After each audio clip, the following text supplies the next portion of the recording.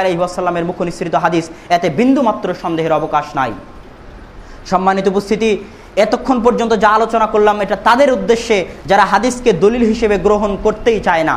এবার আসি যারা রাসূল সাল্লাল্লাহু আলাইহি ওয়াসাল্লামের হাদিসের মধ্যে শুধু মুতাওয়াতির অধিক সংখ্যক রাবি কর্তৃক বর্ণিত হাদিসকে মানে, খাবরে ওয়াহিদ একজন রাবি কর্তৃক বর্ণিত হাদিসকে মানে না। এই জাতীয় লোকের সংখ্যা সারা ভারত, পাকিস্তান, বাংলাদেশে অনেক, 90% আলেম ওলামা তাদের মুখে শুনবেন খাবরে ওয়াহিদ যদি কিয়াস বিবেকের বিরোধী হয় তাহলে গ্রহণ করা যাবে না। আশ্চর্যজনক হলেও সত্য যে এটা অত্যন্ত ভ্রান্ত এবং হাদিস অস্বীকার করার প্রথম ধাপ। হাদিস অস্বীকার করার প্রথম ধাপ হচ্ছে খাবরে ওয়াহিদকে অস্বীকার করা।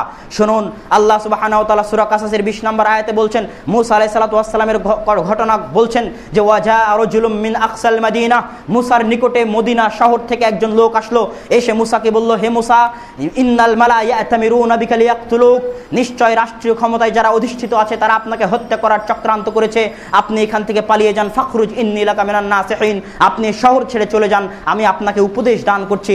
মূসা আলাইহিস একজনের খবরের উপর ভিত্তি করে সেই দিন শহর ছেড়ে পালিয়ে গেছিলেন। কোরআন সেই একজনের খবরের ভিত্তিকে বর্ণনা করার মাধ্যমে স্বীকৃতি দিচ্ছে। শুধু তাই নয়, সূরা নামলের 22 নম্বর আয়াতে সুলাইমান আলাইহিস সালাতু ওয়াস সালামের ঘটনায় বলছে যে জিতুকা মিন নাবাইম বিসাবাইম মুবিন, হুদহুদ পাখি বলছে আমি আপনার নিকটে সাবা গোত্রের সংবাদ নিয়ে এসেছি। একজন মানুষ তো দূরে থাক, একজন পাখির কথাও সুলাইমান আলাইহিস সালাতু ওয়াস সালাম বিশ্বাস করছেন। বিশ্বাস করার পর ওই সাবা গোত্রের উপর তিনি হামলা করার জন্য এগিয়ে যাচ্ছেন। সম্মানিত উপস্থিতি, আল্লাহ সুবহানাহু ওয়া তাআলা সূরা হুজরাতের 6 নম্বর আয়াতে বলছেন, ইন জাআকুম ফাসিকুম বিনাবাইন ফাতাবায়ানু, যখন তোমাদের নিকটে কোনো ফাসিক খবর নিয়ে আসে তখন তোমরা তা যাচাই বাছাই করো। আল্লাহ বলেননি যে যখন তোমাদের নিকটে একজন ব্যক্তি খবর নিয়ে আসে তখন তোমরা যাচাই বাছাই করো। আল্লাহ কথা বলেননি। আল্লাহ বলেননি যে যখন তোমাদের নিকটে অধিকাংশ মানুষ খবর নিয়ে আসবে তখন তা বিশ্বাস করো। আল্লাহ বলেছেন যদি ফাসিক খবর নিয়ে আসে তাহলে যাচাই বাছাই করো। তাহলে বোঝা যাচ্ছে সংবাদ যাচাই বাছাই করা এবং সংবাদের সত্য মিথ্যা আধিক্যের উপর নির্ভর করে না, বরং মানুষের ন্যায় পরায়ণ হওয়া, মানুষের সৎ হওয়া আর মানুষের অসৎ হওয়ার উপর নির্ভর করে। সম্মানিত উপস্থিতি, সাহাবায়ে কেরাম খাবরে ওয়াহিদ মানতেন, তার দলিল নিন। সাহাবায়ে কেরামের পক্ষ থেকে নাসাইর 745 নম্বর হাদিসে আব্দুল্লাহ বিন ওমর রাদিয়াল্লাহু তাআলা আনহু বলছেন যে বাইনান নাস ফি মসজিদে কুবা, মানুষ মসজিদে কুবাতে ফজরের সালাত আদায় করছিল। ফাজাআহুম আতিন, এমত অবস্থায় একজন ব্যক্তি আসলো আর ঘোষণা করলো ফজরের সালাত চলছে, ইমামতি চলছে, কিরাত চলছে। এমত অবস্থায় একজন ব্যক্তি এসে ঘোষণা করলো যে মুহাম্মদ সাল্লাল্লাহু আলাইহি ওয়াসাল্লামের প্রতি কোরআন অবতীর্ণ হয়েছে, আর কোরআন অবতীর্ণে এই হুকুম আসছে যে ফাস্তাকবিলুল কাবা, তোমরা তোমাদের কিবলাকে বাইতুল মাকদেসের দিক থেকে মুখ ফিরিয়ে কাবার দিকে করে দেওয়া হয়েছে। যখনই এই সংবাদ ওই মসজিদে সালাত আদায়রত মানুষ শুনলো, ফাস্তাদারু ইলাল কাবা, সালাতের মধ্যেই তারা কাবা শরীফের দিকে ঘুরে গেল। একজন ব্যক্তির খবরের উপর ভিত্তি করে সেই দিন সাহাবায়ে কেরাম রাসূলের হাদিসকে অনুসরণ করেছিলেন। আরো একটা ঘটনা শুনুন, বুখারীর 7253 নম্বর হাদিস, আনাস রাদিয়াল্লাহু তাআলা আনহু বলেন, তিনি বলছেন কুনতু আসকিল খামারা, আমি শরাব বা মদ পান করাচ্ছিলাম আবু তালহা আল আনসারী, উবাই বিন কাব এবং আবু উবাইদা ইবনুল জাররাহ, এই তিনজন মহান সাহাবীকে আমি আনাস শরাব বা মদ খাবার প্রদান করছিলাম।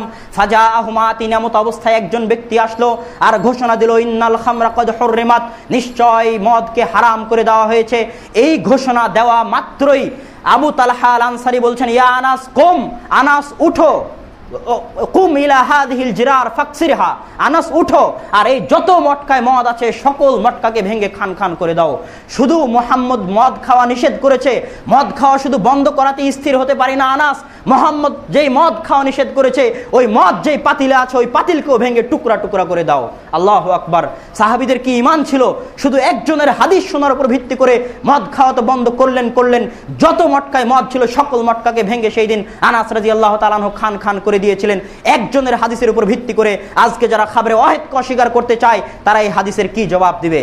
আল্লাহ সুবহানাহু ওয়া তাআলার নিকটে দোয়া করি আল্লাহ যেন উপস্থিত মসজিদের সকল মুসল্লিকে রাসূলের হাদিসের অনুসরণে তাদের জীবনে যত হাদিস বিরোধী কাজকর্ম আছে, নিজের বাড়িতে যত মূর্তি আছে, যত সিনেমা আছে, যত কিছু আছে, গান বাজনা আছে মোবাইলে, সবকিছু যেন এই আবু তালহা আনসারীর মতো তাদের অন্তরে ঈমান দান করে আর তারা যেন রাসূলের হাদিস শোনা মাত্রই ফাকসিরহা, ভেঙে খান খান করে দেয়।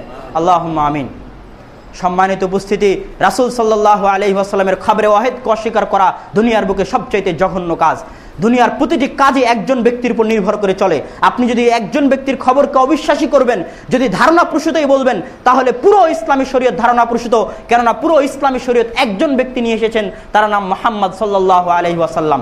10 জন ব্যক্তি নিয়ে আসেননি, এক মুহাম্মদে নিয়ে এসেছেন। ওই মুহাম্মদের সততা এবং ন্যায়পরায়ণতার উপর ভিত্তি করেই ইসলাম চলে। সুতরাং যারা খবরে ওয়াহিদকে অস্বীকার করতে চায়, তারা রাসূল সাল্লাল্লাহু আলাইহি ওয়াসাল্লামের সাথে ঠাট্টা করে। সম্মানিত উপস্থিতি,